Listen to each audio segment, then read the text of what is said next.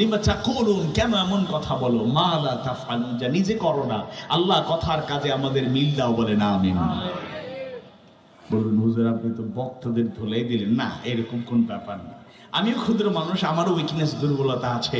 চেষ্টা করেছি, শুধু জুলুমের বিরুদ্ধে, জালেমদের বিরুদ্ধে বলি নাই, নিজেও বলতে গিয়ে জুলুমের শিকার হয়েছি।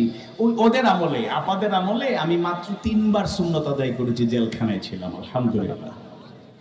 মামলা বেশি খাই নাই, 2-4টা মামলা খাই আমার কাছে দোয়া চাই, হুজুর দেলোয়ার ভাই যে যেভাবে বলে 2-3টা মামলা হয়ে গেছে,